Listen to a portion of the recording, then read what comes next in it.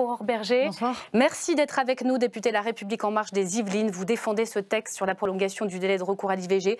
On se souvient de vos mots très forts dans l'hémicycle. On va les revoir dans un instant. Bonsoir Ghada Hatem. Bonsoir. Bienvenue sur ce plateau. Vous êtes gynécologue obstétricienne, médecin-chef et fondatrice de la Maison des Femmes à Saint-Denis, dans le 93, qui accueille des femmes victimes de violences. Vous allez nous dire comment, sur le terrain, en Seine-Saint-Denis, eh bien, ce droit à l'avortement est exercé et s'il est, oui ou non, respecté. Le député Pascal Brindot, député UDI du Loir-et-Cher, va nous rejoindre dans un instant. Il est opposé à cet allongement du délai, mais d'abord, pour tout comprendre, à la fois le texte, le contexte et puis surtout les rapports de force politique. Si j'ai bien compris, c'est Stéphane Blakowski. Bonsoir Stéphane. Bonsoir Myriam, bonsoir mesdames. Si j'ai bien compris ce soir. Alors, si j'ai bien compris Myriam, si j'ai bien compris tout le monde d'ailleurs, il se pourrait que, contrairement à ce qu'on dit, je dis bien il se pourrait, que le président Macron ne soit pas celui qui décide tout seul de tout dans ce pays.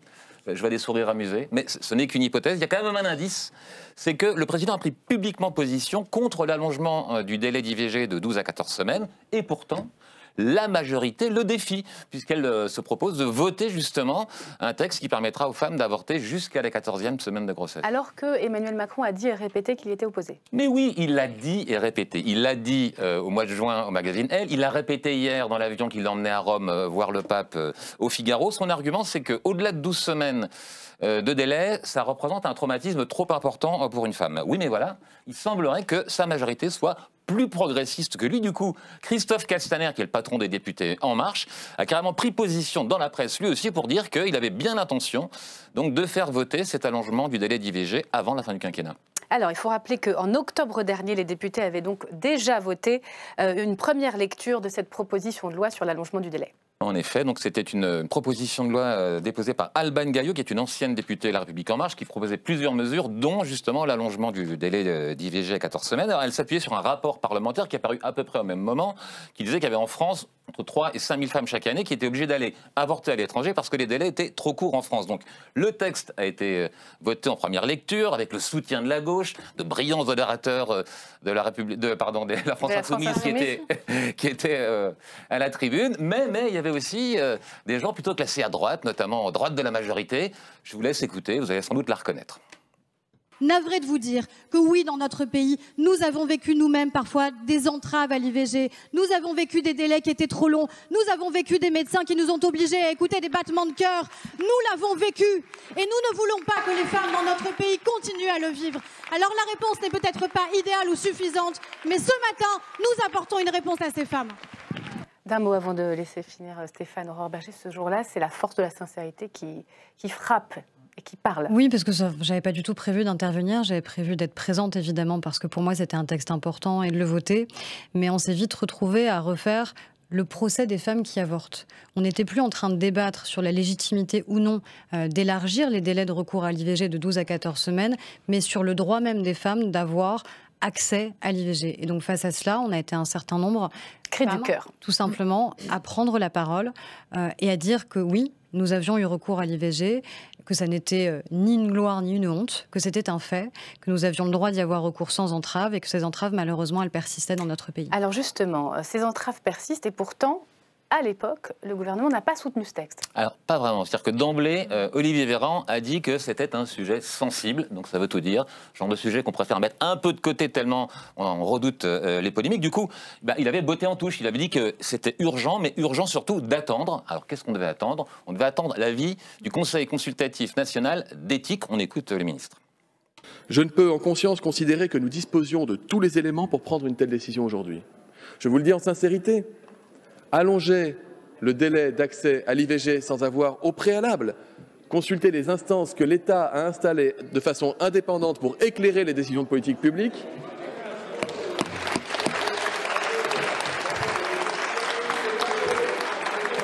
On a laissé un peu filer la vidéo parce qu'on voit bien que les atermoiements du ministre Véran sont applaudis chaleureusement sur les bancs de la droite. Ce sont les députés qui applaudissaient derrière. Le texte ensuite a été rejeté au Sénat et puis il a fini par se perdre dans les méandres parlementaires. Sauf que depuis, le fameux Conseil d'éthique a rendu son avis. Ah, exactement. On l'a enfin cet avis. Et l'avis, il est favorable à l'allongement du délai. Alors d'abord, les sages ne sont pas tout à fait d'accord avec le président. Ils estiment que entre 12 et 14 semaines, il n'y a pas vraiment une grosse différence de risque pour les femmes. Et puis ensuite, le CCNE donne des chiffres qui permettent de prendre une mesure de ce que représente l'avortement en France. C'est-à-dire qu'en France, moi ça m'a frappé ce chiffre, une grossesse sur 4 finit par un avortement. C'est-à-dire que pour l'année 2019, on compte environ 230 000 avortements.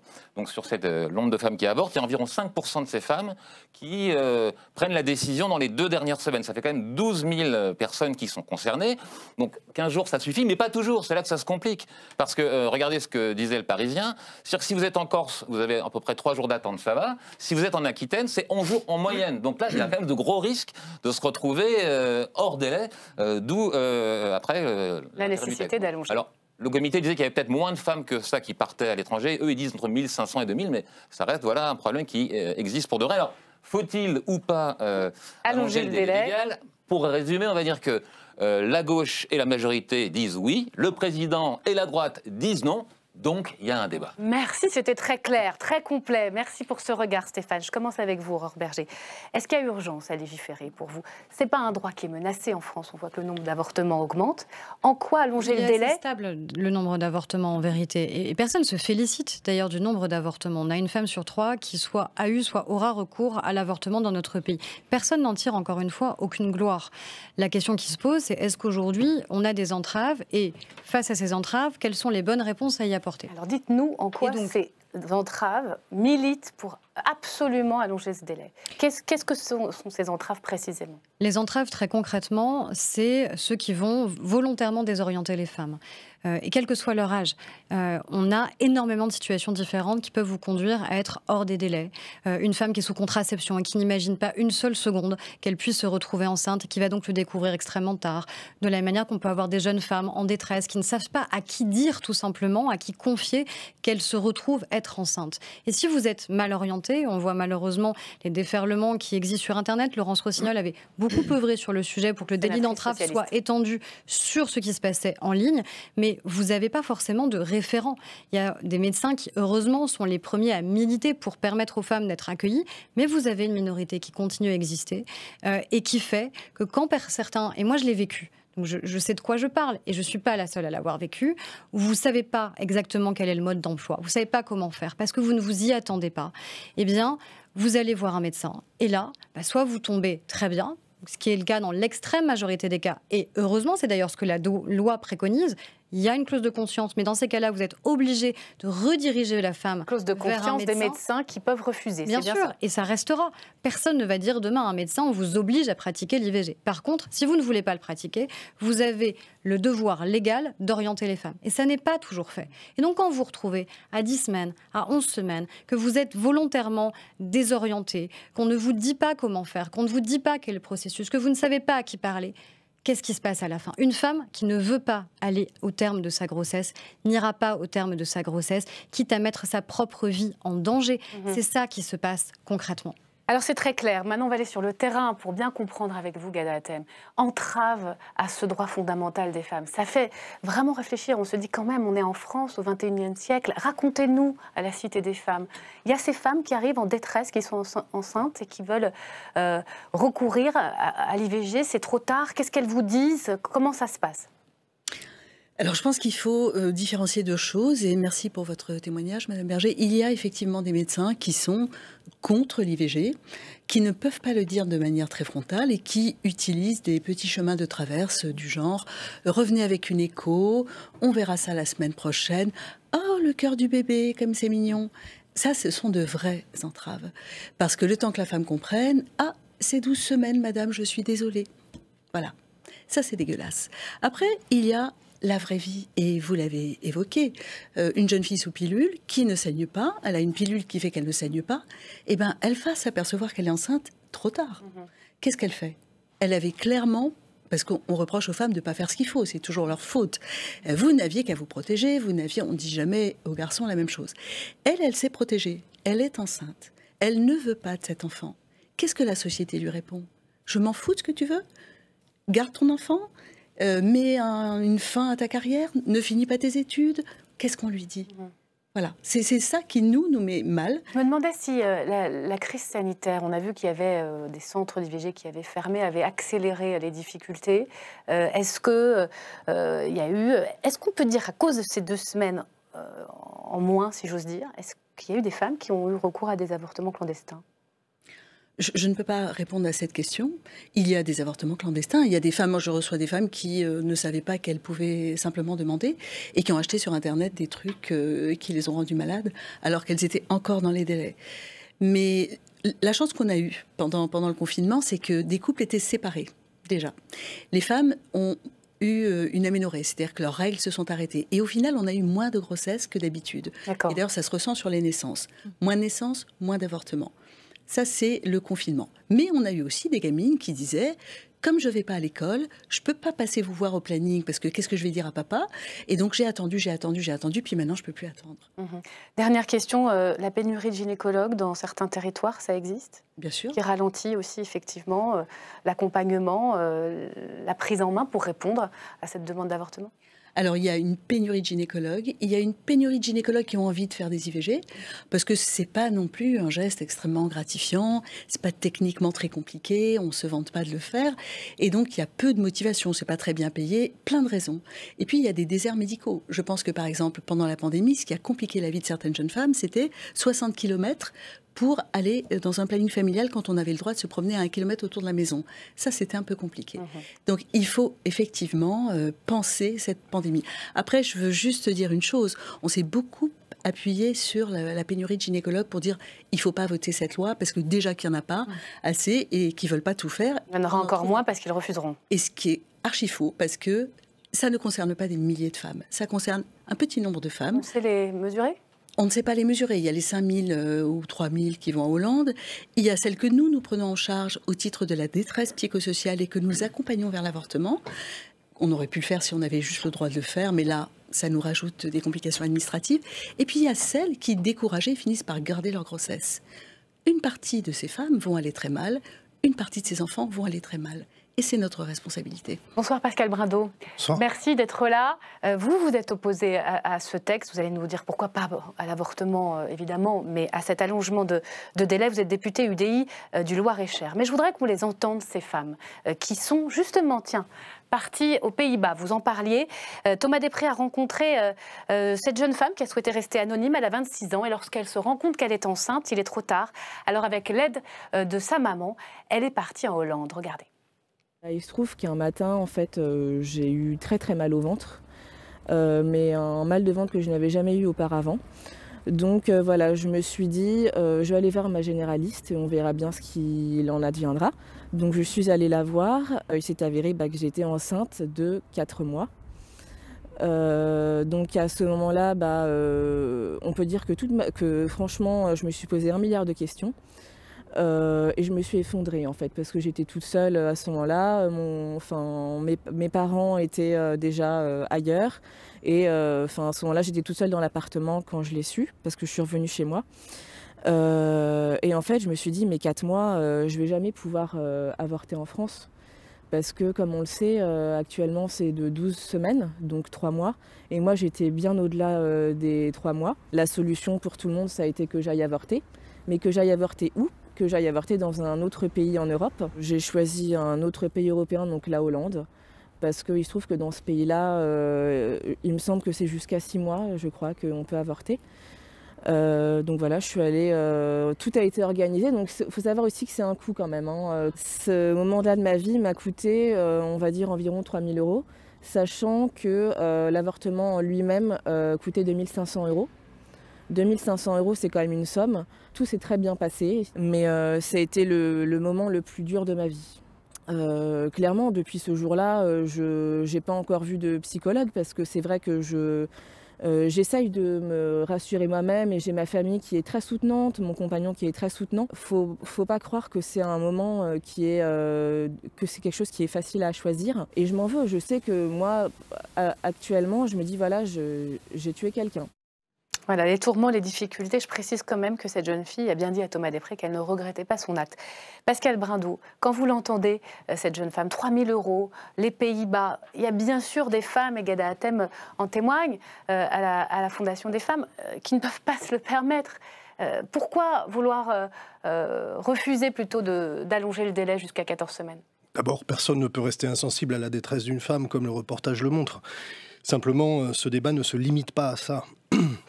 Je me souviens en 2001, lorsqu'il s'est agi de porter le délai légal de 10 à 12 semaines, on nous expliquait déjà qu'il y avait environ 5000 femmes qui étaient obligées d'aller à l'étranger pour réaliser une IVG parce que les conditions de cette IVG n'avaient pu être réalisées avant le délai légal. Et qu'aujourd'hui, on nous explique la même chose pour passer de 12 à 14. Au Royaume-Uni, hein, c'est jusqu'à 6 mois. Là, on s'aligne sur l'Espagne. Alors après, voilà, quelle est la question derrière cela? La vraie question, c'est pourquoi avons-nous, en 2019, 232 000 interruptions volontaires de grossesse, le chiffre le plus élevé depuis 1990? Pourquoi est-ce qu'on a des disparités territoriales très importantes? Pourquoi avons-nous des disparités d'âge, de catégories d'âge très importantes, mais aussi, c'est factuel, un recours à l'IVG par des jeunes femmes ou des femmes d'un âge plus avancé, placées plutôt en situation de précarité? Est-ce que notre pays ne faillit pas en matière de prévention, en matière d'information, en matière d'accompagnement de ces femmes, de ces jeunes femmes qui peuvent être placées effectivement devant une situation où la grossesse non voulue n'est pas immédiatement visible par les signes cliniques. Alors, là, mais pour autant, ça pose un vrai question. C'est toujours un échec? Écoutez... Vous avez vu que le CNE a rendu son avis favorable. On attendait ce feu vert-là. Comité d'éthique, ça ne vous fait pas réfléchir? C'est toujours les mêmes questions en matière de bioéthique. Jusqu'où aller pour concilier ou ne pas concilier ce qui relève à la fois du droit fondamentale d'une femme à disposer de son corps. Ça a été affirmé par Simone Veil en 1975 et il n'est hors de question de revenir sur ce droit fondamental. Mais jusqu'où ensuite on va par rapport à ce que représente un embryon puis un fœtus qui se développe, bref, la vie quand elle existe. Aurore Berger, Ghada Hatem, on ouvre la boîte de Pandore, c'est ce que vous nous dites. Jusqu'où on va continuer à allonger? S'ils sont 14, après ce sera 16 et 18. Une période qui est vraiment totalement inappropriée pour ce type de débat qui mériterait de la sérénité et qui va plutôt déboucher sur... voilà, on sait à quoi correspond cette initiative du groupe LAREM. Alors, non, je ne sais pas à quoi correspond cette initiative, si ce n'est de répondre à la détresse de milliers de femmes qui aujourd'hui sont contraintes de trouver d'autres leviers et n'ont pas de réponse appropriée dans notre pays, ce qui ne nous fait pas honneur. Moi, je suis fière, en effet, d'assumer de porter cette loi. Ce n'est pas nous qui en sommes à l'initiative, mais c'est nous qui avons pris la décision. Au départ, les socialistes avaient voulu l'inscrire dans leur niche, mais il y avait eu un tel volume d'obstructions et d'amendements qu'ils n'avaient pas pu maintenir dans leur niche parlementaire l'inscription de ce texte. Et ça, c'est indigne.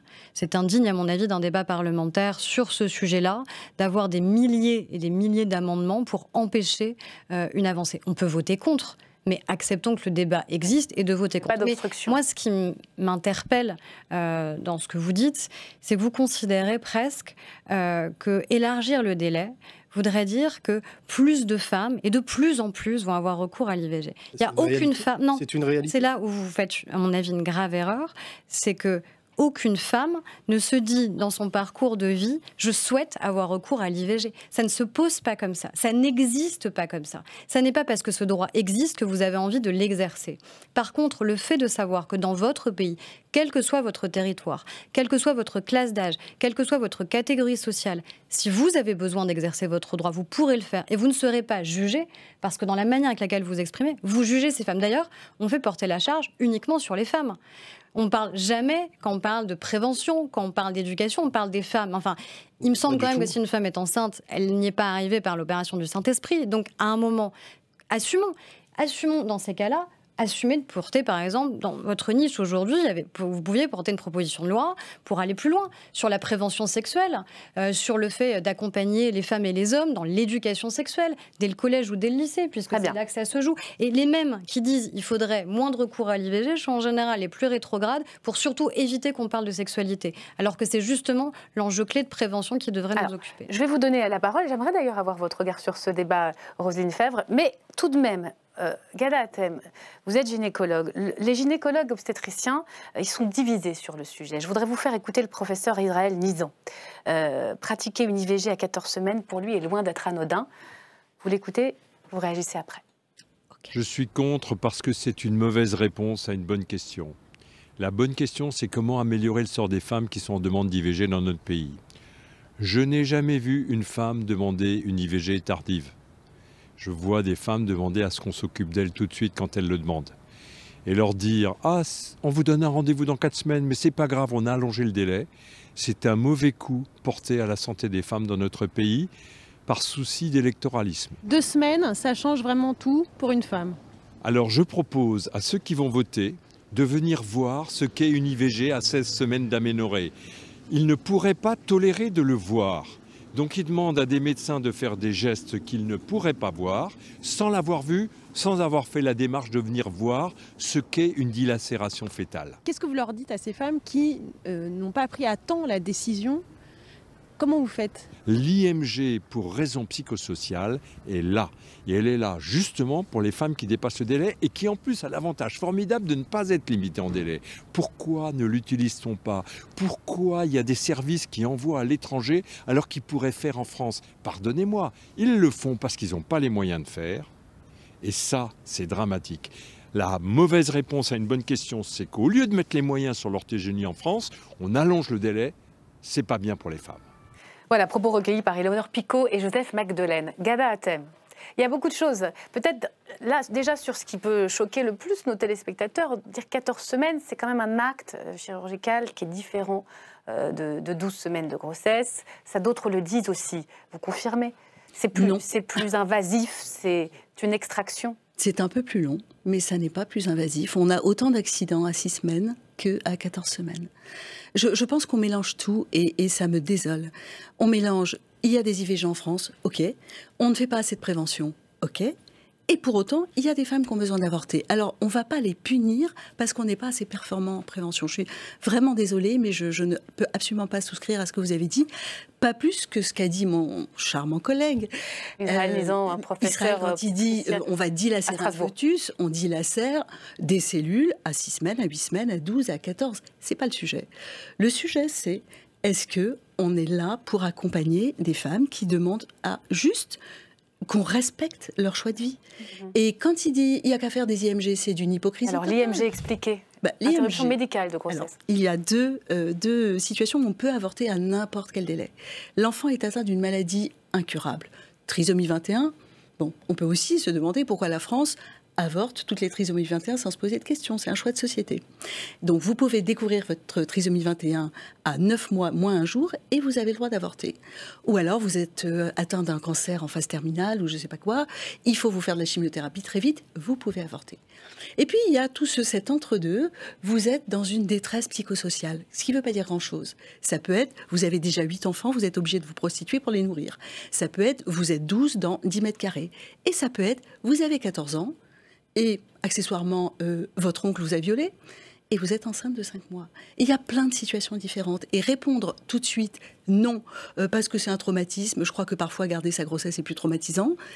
Parfois, être ambivalente à 2 mois de grossesse et le rester pendant 4 mois, c'est très traumatisant.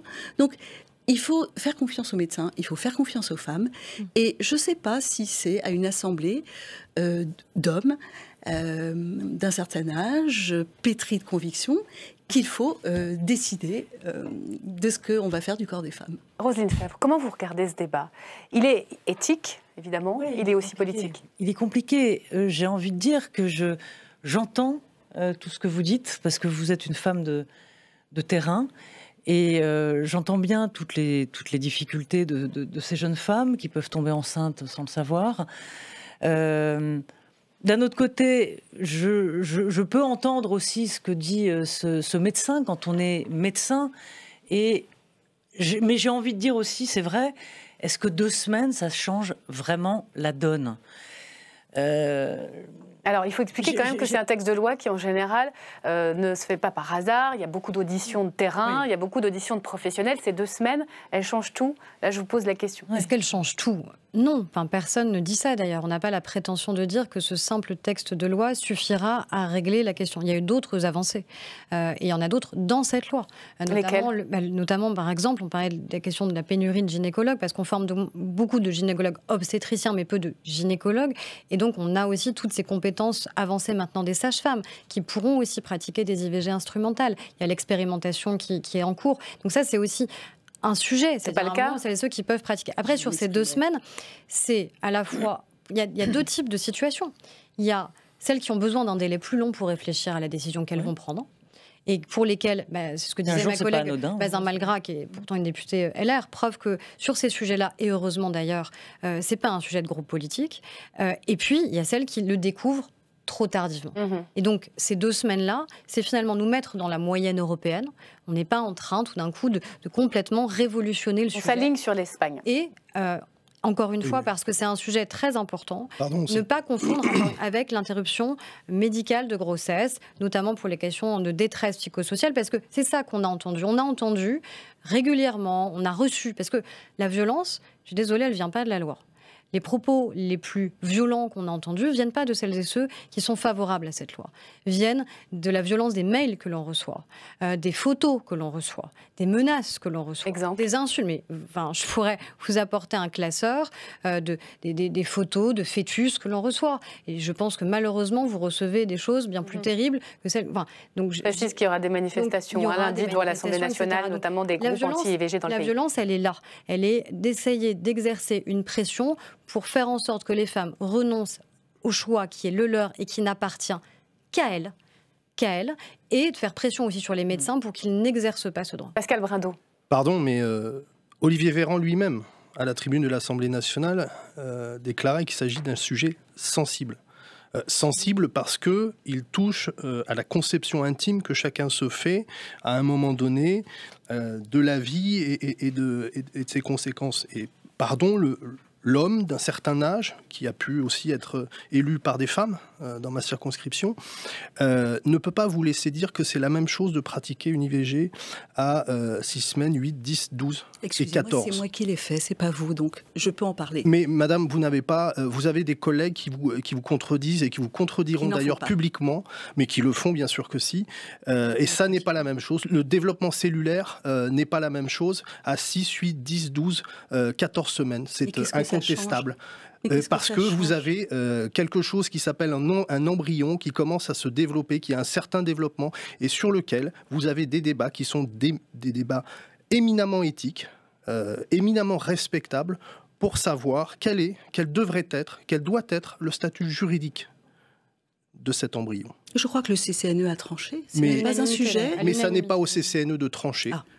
Pardon, c'est au législateur. Non, madame, pas Dieu. Vous voyez, je suis désolé, vous avez frappé la mauvaise cible. Je ne suis pas, un représentant des catholiques pratiquants dans l'Assemblée nationale. Ce sont les députés qui auront le dernier mot et ça se passera à l'Assemblée nationale. J'aimerais qu'on termine ce débat, il nous reste une poignée de minutes, sur sa dimension politique. Aurore Bergé, on le voit, il y a des tiraillements, non pas au sein du groupe majoritaire, mais avec le gouvernement. Clairement, le président, à titre personnel, n'est pas favorable. On voit bien qu'au sein du gouvernement, c'est compliqué. Pourquoi sont-ils opposés? C'est des raisons électoralistes seulement, selon vous? Encore une fois, personne ne nie la sensibilité de ce sujet, ni même les débats éthiques que ça peut emporter. Et heureusement que ce n'est pas sur un coin de table, en 30 minutes, que ce sujet est résolu. Oui, mais vous savez très bien que... ça a pris des mois de travail à l'Assemblée nationale, extrêmement sérieux, d'avis du CCNE. Légiférer sur l'IVG, c'est prendre le risque de se retrouver avec une partie de la droite. Ça, c'est évident. Olivier Véran s'est exprimé clairement en disant 2 choses. 1, en effet, à la tribune, en disant c'est normal, moi en tant que ministre, que je recueille l'avis du CCNE. Le CCNE, à l'unanimité de ses membres, une abstention d'une journaliste de La Croix, à une abstention près, y a été favorable. C'est rare que le CCNE émette des avis aussi tranchés et aussi clairs. Ça, c'est la première chose. Et ensuite, il a redit qu'une fois cet avis recueilli, lui serait favorable sur l'extension des délais. C'est le CCNE, le juge de paix. Non, mais c'est le il y a une question qui se pose quand même. Le CCNE a auditionné beaucoup de monde. Est-ce que ce texte va être finalement voté ou pas avant la fin de la session parlementaire? Ça, c'est important parce qu'en février, c'est fini, il n'y a plus de débat. Il faut que le texte aille au Sénat. Et puis ensuite, on imagine que le Sénat d'opposition de droite n'en voudra pas. Ils reviennent pour une commission mixte paritaire. Vous croyez, Roselyne Febvre, et là je m'adresse à la journaliste politique, que ce texte va finir par être voté avant la présidentielle? Je pense parce que sinon, Christophe Castaner, est-ce que le patron des députés En Marche se serait donné la peine de tout cela pour finalement ne pas le voter. D'autant que même si Emmanuel Macron crie haut et fort qu'il récuse cette idée-là, qu'il n'est pas favorable, et il l'a dit, d'ailleurs il a parlé de traumatisme en reprenant l'expression d'ailleurs des anti-IVG. Donc on voit bien que là il est dans un en même temps il laisse faire. En même temps, il dit ses convictions pour ne pas froisser son électorat de droite. Et en même temps, il a forcément laissé un petit feu vert aux députés, vous pensez? On sait bien, même si on n'est plus dans la phase jupitérienne, eh bien qu'il laisse aussi peut-être les députés décider. Vous aurez le mot de la fin, Ghada Hatem, sur cette dimension politique, rapidement. Pas un seul instant à ça. Ah bon? On est dans le cynisme le plus total. Et si ce que vous dites est vrai, alors le président de la République déférera le texte au Conseil constitutionnel. Si vraiment il est sur la thèse, le Conseil constitutionnel s'y opposerait. Je ne veux pas qu'il y ait l'argument constitutionnel qui empêcherait l'extension des délais de 12 à 14 De toute façon, rien n'empêche à l'opposition de saisir le Conseil constitutionnel. Rien n'empêche 60 députés de le faire. Alors, dernier mot. Si le président de la République a une parole, dans ce cas, il exprimera son opposition. Est-ce qu'il prendra le risque d'un camouflet à quelques mois? C'est qu'encore une fois, le président de la République a exprimé une position qui est la sienne et a dit dans le même temps que les parlementaires étaient libres d'être des législateurs. C'est dit. C'est d'ailleurs peut-être le premier vrai texte que ce groupe parlementaire majoritaire pourra porter de façon complètement autonome contre l'avis du gouvernement. Dernier mot, rapidement. Juste, je voudrais rassurer tout le monde. Ça concerne une très petite poignée de femmes. 99% des femmes avortent dès qu'elles savent qu'elles sont enceintes. Donc, on se détend. On veut juste s'occuper de celles qui sont en galère et on sera assez nombreux pour s'en occuper. Rassurez-vous. Merci beaucoup. Merci à vous d'avoir participé à ce débat. Merci Aurore Berger, Pascal Brindeau, Ghada Hatem. Vous restez avec moi.